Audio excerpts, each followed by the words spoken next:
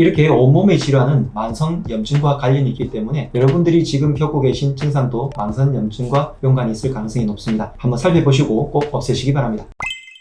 건강한 강남 허준 박용환 원장입니다. 이유 없이 뭔가가 아프고 혹은 고통스럽고 그래서 검사를 해봤는데 MRI든 PET-CT든 아주 깊은 검사까지 해봤는데도 도저히 원인이 안 나타난다 할 때 요즘 많이 듣는 얘기가 아마 만성염증일 겁니다. 만성염증이 불과 2008년 이전에는 제대로 연구가 되어 있지 않고요. 2008년에 17,000명의 협심증 환자분들을 대상으로 한 주피터 연구라는 게 있습니다. 이 연구가 뉴 잉글랜드 저널 오브 메디슨에 소개가 되면서 그때 비로소 만성염증에 관심을 많이 가지게 되었고 그 이후부터 만성염증에 의한 연구가 본격적으로 이루어졌는데요. 협심증 환자분들을 관찰하다 보니까 LDL 수치가 별로 관계가 없는 사람들이 나타난다는 거죠. 이 사람들을 따로 검사를 해보니까 협심증의 원인이 만성염증이더라 라는 것이 연구의 핵심입니다. 원래 염증이라고 하는 것은 외부의 어떤 공격이라든지 바이러스, 세균 이런 것들로 인해서 몸에서 싸우고 나서 생긴 어떤 물질들을 염증이라고 부르죠. 이럴 때는 이 부위에 통증이 생기고 열이 생기고 붓게 되면서 부종이 생기게 됩니다. 보통은 3, 4주면 끝이 나고요. 특정한 부위에 생기게 되죠. 그리고 이 염증들은 그냥 단순한 염증이기 때문에 일반 CRP 검사로도 나타나곤 합니다. 그런데 만성염증이라는 것은 그 원인이 굉장히 복잡합니다. 요즘은 스트레스에 의한 원인이 많다고 하고 미세먼지나 내장지방, 트랜스지방 혹은 치주염 같은 것도 만성염증의 원인이 된다고 하죠. 이런 증상들은 한 곳에 나타나지 않고요. 온몸에 다발적으로 나타나는데 머리끝부터 발끝까지 여러 가지 증상이 있기 때문에 조금 이따가 다시 말씀드리고요. 1주, 2주가 아니라 수년에 걸쳐서 혹은 수십 년에 걸쳐서 몸에서 축적되기 때문에 나중에는 어떤 것이 원인이 있는지도 알 수도 없고 이런 원인이란 것이 차곡차곡 쌓이면서 변화가 일어나가지고 치료하기가 굉장히 까다롭습니다. 최근에는 고강도 CRP를 검사하거나 혹은 척혈부의 상태를 보고서 검사하는 방법이 나오곤 했는데 예전에는 만성염증에 대한 확실한 근거가 잘 없었죠. 그런데 만성염증을 검사하러 가기 전에 여러 가지 증상들로 내가 있는지 없는지 한번 살펴볼 수가 있습니다. 제가 그 증상들을 요약을 해서 짧은 쇼츠로 알려드린 적이 있는데요. 이 영상이 수십만 회의 조회수를 보이면서 그만큼 많은 분들이 만성염증에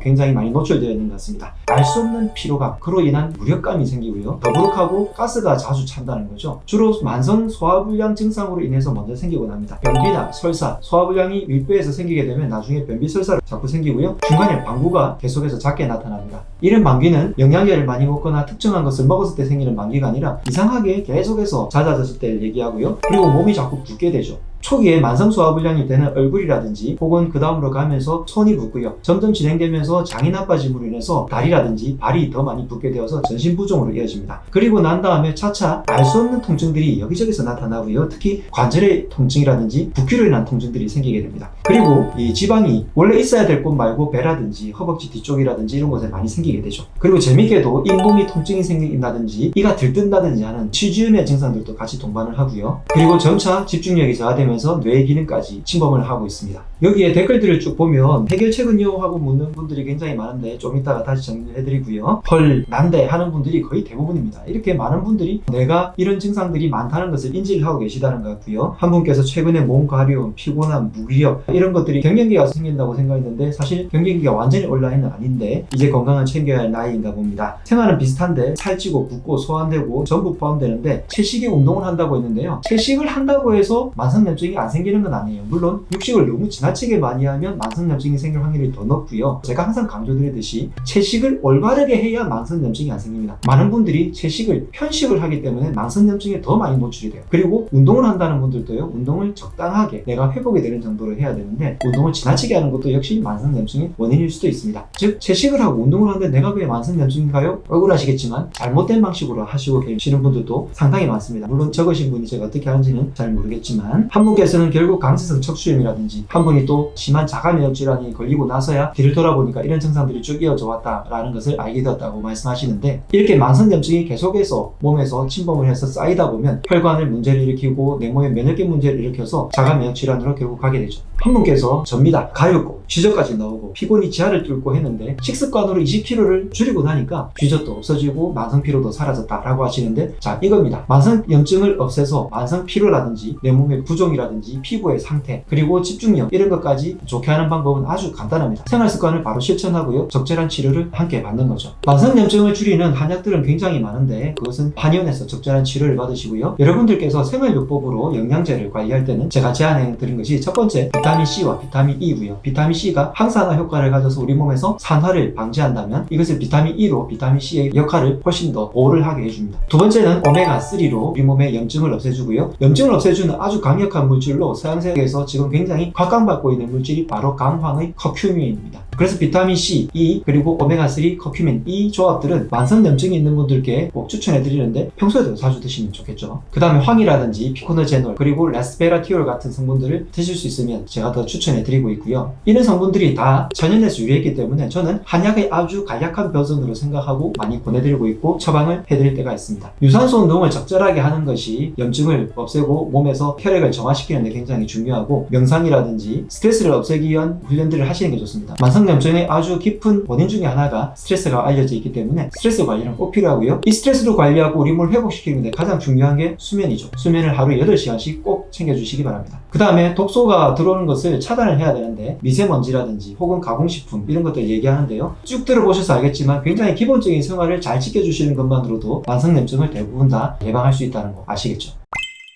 자, 여러분들이 겪고 계신 많은 불편함 그리고 통증, 질환들이 만성염증에 의한 가능성이 높습니다. 이제 생활 점검 해보시고 내가 챙겨 먹는 아주 간단한 한약재 같은 영양제들 챙겨보시고요. 염증으로 인해서 내 몸에서 이상이 많이 나타나면 빨리 한의원에 오셔서 치료를 받아보시기 바랍니다. 해독 치료와 염증을 극복하는 그리고 면역요법으로 만성염증을 근본적으로 뿌리 뽑아 치료할 수가 있겠습니다. 만성염증으로 고민하는 분이 있다면 정보를 공유해 주시고요. 구독, 좋아요, 알림 설정해 주시면 저에게 힘이 되겠습니다. 건강하랑!